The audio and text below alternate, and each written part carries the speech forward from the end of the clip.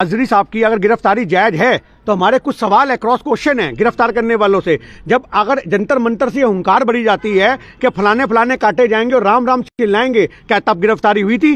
T राजा मस्जिदों के बाहर माँ बहन की गालियां देते हैं, क्या उनकी गिरफ्तारी हुई थी? या कुत्ता शब्द एक गाली से बड़ा हो गया? जो माँ बहन की गालियां उससे बड़ा हो गया? आपने इनके बयान सुने नेताओं के? 2019 में बयान दिया गया कि कब्रों से निकाल करके जो मुस्लिम महिलाएं हैं उनका बलात्कार करो। आप ये देखो कि संसद में बैठे संसदीय क्षेत्र के लोग, इतने बड़े संवैधानिक पद पे बैठे लोगों के ये बयान है, नेताओं के बयान है कि कब्रों से निकाल करके, मतलब तुम जिंदा को तो छोड़ नहीं रहे हो और मुर्दा के साथ भी बलात्कार करोगे। वाह रे वाह तुम्हारी महिमा सरकार। और यही सारे हमारे सबसे बड़े सवाल हैं कि आज की डेट में इन लोगों को गिरफ्तार क्यों नहीं किया गया? आप अजहरी साहब को गिरफ्तार अगर संविधान के सबसे जायज मानते हो तो हम संविधान का सम्मान करते हैं और हम कहते हैं, हम ये कहते हैं कि अगर उन्होंने ये कुत्ता शब्द बोला, कि उन्होंने बोला कि करबला का आखिरी मैदान अभी बाकी है, कुत्तों का वक्त है, हमारा दौर बाकी है। अब इसके अंदर उन्होंने ये जो अल्फाज बोले थे, ये बोले थे इजराइल और फिलिस्तीन में जो कलेश चल रहा है, उस कलेश को लेकर के, और आपकी भारत से सरकार उनको गिरफ्तार कर लेती है, उन पे एफआईआर हो जाती है। तो हमारा कहने का मतलब सिंपल सा है कि अगर आपकी नजर में उनकी गिरफ्तारी जायज है तो उनकी गिरफ्तारी क्यों नहीं हुई? जो टी दादा जैसे लोग बयान देते हैं, जब संसद के अंदर भारत का, दिल्ली का एक इतना बड़ा सांसद बोलता है एक मुसलमान को कि ए आतंकवादी, ए भड़वे, ए कटवे, तब गिरफ्तारी नहीं होती, तब उनको नहीं निकाला जाता। और राहुल गांधी अडानी पे सवाल पूछ ले तो उसको बाहर निकाल देते हैं। ये हमारा सबसे बड़ा मुद्दा है कि आपने, क्या मतलब होता है दौर क्या आएगा? दौर थोड़ी आएगा। दौर आने का मतलब यहां पर ये है कि भैया हर किसी का वक्त आता है। आज तुम्हारी सरकार है, जिसकी लाठी उसकी भैंस चल रही है ना, तो कोई दिक्कत नहीं है। आज वक्त बदलेगा, तख्ता बदलेगा, सरकारें बदलेंगी। आज की डेट में अगर संविधान के हिसाब से देश नहीं चल रहा तो सवाल बनते हैं। अगर संविधान के हिसाब से अजहरी साहब की गिरफ्तारी जायज है तो जितने मैंने पॉइंट रखे हैं उनकी गिरफ्तारी क्यों नहीं हुई? महिलाओं का, मुस्लिम महिलाओं का बलात्कार करने की बात की जाती है, कोई गिरफ्तारी नहीं होती। उनको राम राम बोलेंगे, काटे जाएंगे, तब गिरफ्तारी नहीं होती। इतने बड़े बयान दे दिए तब गिरफ्तारी नहीं होती। संसद के अंदर बैठ करके एक सांसद को बोला जाता है ए आतंकी, ए मुसलमान, ए कटवे, आप समझो, तब गिरफ्तारी नहीं होती। कुत्तों का वक्त है ये, इससे क्या मतलब देख रहे हैं? कुत्तों का वक्त, भैया जिसके लिए भी कुत्ता बोला है वो अपने आप को कुत्ता क्यों समझ रहा है? आज एक बात छोटी सी समझिए ना, अगर बोला गया है कि कुत्तों का वक्त है या कुत्तों का जमाना है या कुत्तों का दौर है, तो आप, अगर आप कुत्ता नहीं हो और मैं कुत्ता कुत्ता चिल्लाऊं और आप अपने ऊपर ले लो तो ये आपकी कमी है। ना तो उन्होंने किसी धर्म का नाम लिया, ना तो उन्होंने किसी बंदे का नाम लिया, आपने उसको सांप्रदायिकता से जोड़ा ना। तो हमारा मुद्दा सिंपल सा है कि जब आप महिलाओं का बलात्कार करने की बात करते हो, फलानों को काटने की बात करते हो, इनके ठाकुर साहब बोलते हैं गोली मारो सालों को, तो इससे बड़ा बयान क्या होगा भड़काने वाला? क्या ये मुस्लिम लोगों को प्रवोक करने की बात नहीं है? और उसके बाद सुरेश चौरंकड़े जैसे लोग मुफ्ती साहब के चेहरे के ऊपर सूअर की शक्ल लगा लगा के एक प्रोग्राम चलाते हैं, तो क्या वो देश में भड़काने वाली बात नहीं है? तो ये भी कह रहे हैं कुत्ता हिंदुओं को कहा गया है। ये तो उनकी गलतफहमी है ना। यही तो मैं आपसे कह रहा हूं कि आज हमारे देश में सांप्रदायिकता की आग में अगर देश को कोई झोंक रहा है तो वो देश का गोदी मीडिया है, सुरेश चौरंकड़े जैसे लोग हैं। अब एक बात सोचिए, मुफ्ती साहब एक धर्मगुरु हैं, एक धर्मगुरु के चेहरे के ऊपर अगर आप सूअर की शक्ल लगाओगे तो आपको क्या लगता है कि देश के अंदर आप एक देश में नफरत का माहौल नहीं परोस रहे? मुफ्ती साहब का कुत्ता शब्द तो फिर भी लोगों ने, मुट्ठी भर लोगों ने सुना होगा, पर तुमने अपना लाखों हजारों करोड़ों लोगों को व्यूअरशिप है उसमें मुफ्ती साहब के चेहरे पर सूअर की शक्ल लगा करके मुसलमानों को प्रवोक करने का काम किया है। कब इसकी गिरफ्तारी होगी सुरेश चौरंकड़े की? हम ये मांग करते सरकार से, सुरेश चौरंकड़े जैसे लोगों की गिरफ्तारी हो, उनका गोदी मीडिया बंद होना चाहिए। आप ये क्यों नहीं देखते हो? आज हमारे देश में अगर मुफ्ती साहब की गिरफ्तारी, हम संविधान का सम्मान करते हैं, अगर उनकी गिरफ्तारी जायज है तो हम कहते हैं बिल्कुल सही।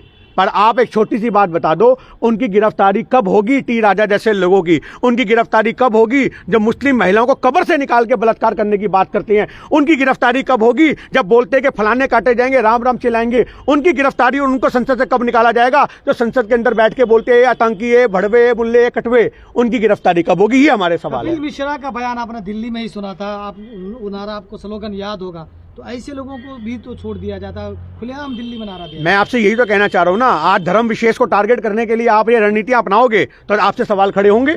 आप अगर देश में एक संविधान के हिसाब से देश चलाओगे तो फिर आप हिंदू और मुसलमान मत देखो। आपको किसी के बयान से अगर आपत्ति है तो आप उसको भैया दर्ज करो मुकदमा और उसको हवालात में डालो, पर आप धर्म विशेष के लिए छूट दे दो। मतलब अगर तुम्हारे साधु संत महामंडलेश्वर साहब ने जंतर मंतर से हुंकार भरी थी, महामंडलेश्वर साहब ने जंतर मंतर से हुंकार कि मैंने 40 मुसलमानों को मारा है, मैंने 40 मुसलमानों को, आपके चैनलों के अंदर भी रिकॉर्ड होंगे वो कार्यक्रम उन्होंने जहां धरना प्रदर्शन किया था, जो बंदा इतने मुंह से बात बोलता है मैंने 40 मुसलमानों को मारा है, हाँ जी, अपना गुनाह कबूल दिया, उसके बाद उनकी गिरफ्तारी नहीं।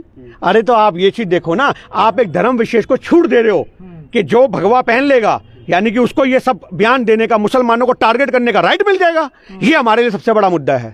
लेकिन मुफ्ती साहब ये कह रहे थे ना कि संविधान से देश चलेगा ना, दौर का क्या वक्त होता, दौर थोड़ी आएगा। मैं आपसे एक मैं एक छोटी सी बात, हाँ वो दौर आएगा, वो एक जुमला है, वो दौर आएगा। यानी कि आपने सुनी नहीं वो कहावत। फिर आप कहावत लिखने वालों को कि आज कुत्तों का दौर है, दौर लाना चाहते हैं, वो तो आप मुफ्ती साहब आपको बता ही रहे हैं कि हम दौर लाना चाहते हैं जिसमें संविधान के हिसाब से देश चलेगा, हम दौर लाना चाहते हैं जिसमें भाईचारे की बात होगी, हम दौर लाना चाहते हैं जिसमें अमन होगा देश के अंदर, हम दौर लाना चाहते हैं देश में शांति होगी, हम वो दौर लाना चाहते हैं कि किसी को जय श्री राम बोल के मारा नहीं जाएगा, हम वो दौर लाना चाहते हैं जिसमें भाईचारे का गंगा जमुना जो तहजीब है उसका फूल दोबारा चमन में खिलेगा और देश में भाईचारा होगा और तिरंगे के सम्मान में सभी हिंदू मुसलमान एक तिरंगे के नीचे खड़े होंगे। हम दौर की बात कर रहे हैं मुफ्ती साहब। लेकिन कहीं चुनाव से पहले जिस तरह की ये गिरफ्तारी हुई तो कहीं चुनावी स्टंट तो नहीं लिया है सरकार ने या लोगों ने? देखिए, अगर चुनावी स्टंट की बात करो, चुनावी स्टंट तो आपको बहुत सारे देखने को मिल ही रहे हैं। आपने अभी देखा कश्मीर के अंदर एक सिख भाई को गोली मार दी गई, आपने देखा। और आप एक छोटी सी बात देखो, 2 दिन पहले एक तस्वीर आती है कि एक मुसलमान जो है वो नमाज पढ़ रहा है और सिख भाई छतरी पकड़ के खड़ा उसको ओलों से बचा रहा है और वो भाईचारे की तस्वीर पाकिस्तान तक जाती है, अफगानिस्तान तक जाती है, सारी मुस्लिम कंट्रियों में वो तस्वीर वायरल होती है और शायद वो भाईचारा किसी को खला नहीं और पाकिस्तान के आतंकी एक सिख भाई को मार करके ये पैगाम देते हैं कि जिनके सर पे तुम छतरी रख रहे थे उन्होंने तुम्हारा कत्ल कर दिया। आप ये चीज को देखो कि ये भाईचारे की आग को कौन खत्म करना चाह रहा है। आज आप कहते हो 370 हमने हटा दी, अरे अगर 370 हटा दी तो कैसे हमारे सिखों अमृतपाल को मार दिया गया?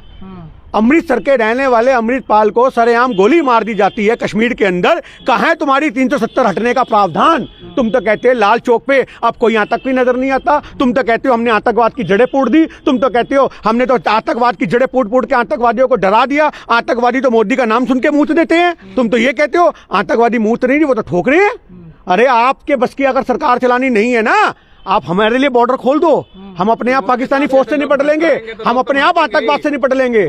जैसे लोग जो भड़काएंगे एक कौम को, तो लोग तो भड़केंगे ही। आज भड़केंगे तो गोलियां मारने वाली बात आतंकवाद की, तुम्हारी प्रावधान की जो हटाने की बातें दी उसकी सुरक्षा कहाँ है?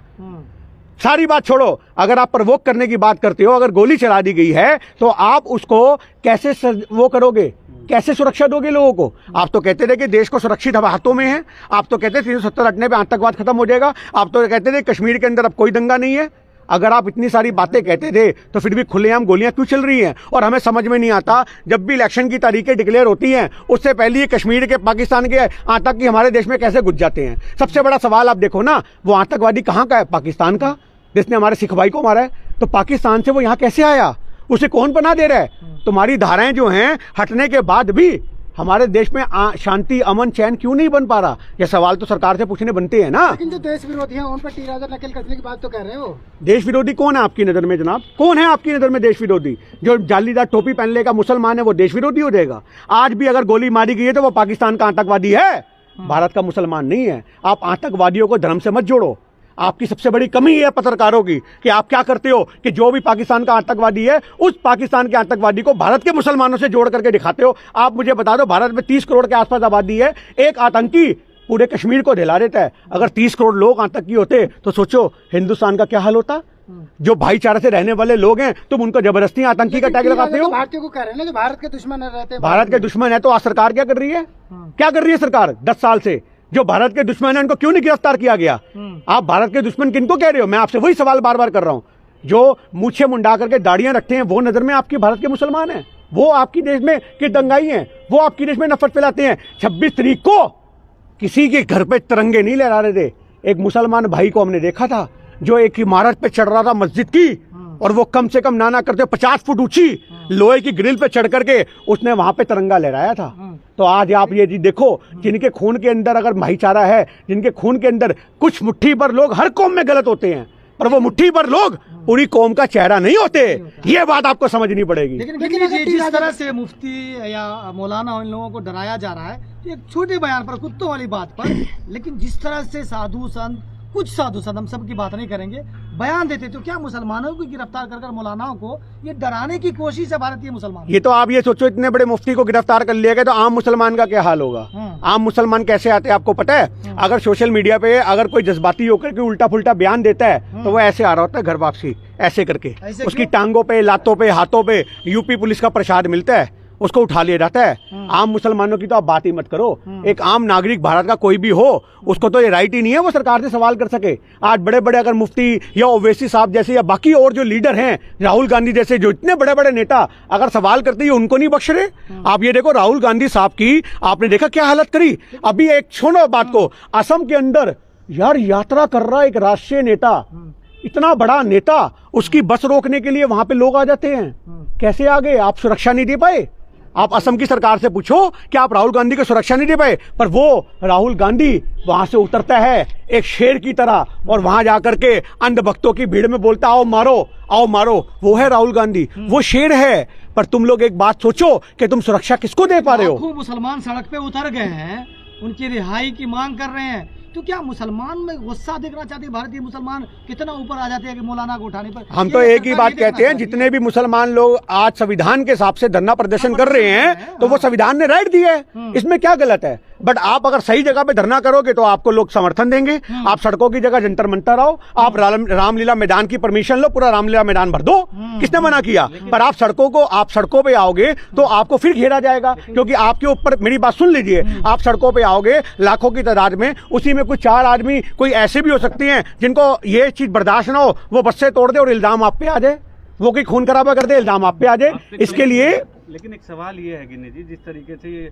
मुफ्ती साहब वाला मामला चर्चा में आया, वहीं मीडिया ने उन्हें जहरीला बयान और जहरीला मौलाना करके संबोधित किया, तो ये भी तो कहीं ना कहीं एक तरह से जहरीला या जब तक हमारा संविधान कहता है कि जब तक किसी आदमी का जुर्म साबित ना हो जाए, आप संविधान की तरफ से उसे मुजरिम भी नहीं कह सकते, उसे मुजरिम कहना भी गलत होगा। और आपने तो मुफ्ती साहब की गिरफ्तारी पे ही, खाली एक FIR पे ही अपना आप कोर्ट का फैसला सुना दिया। अगर सारे फैसले थाने में होने हैं, सारे फैसले मीडिया में होने हैं, तो आप बंद कर दो फिर कोर्ट कचहरी को। अगर मीडिया में ही फैसले होंगे कि ये दोषी है, ये मुजरिम है, ये आतंकवादी है, ये जहरीला है, ये फलाना है, ये ढिमकाना है, अगर मीडिया ही ने इंसाफ करना है तो क्या जरूरत है कोर्ट की और क्या जरूरत है कचहरी की?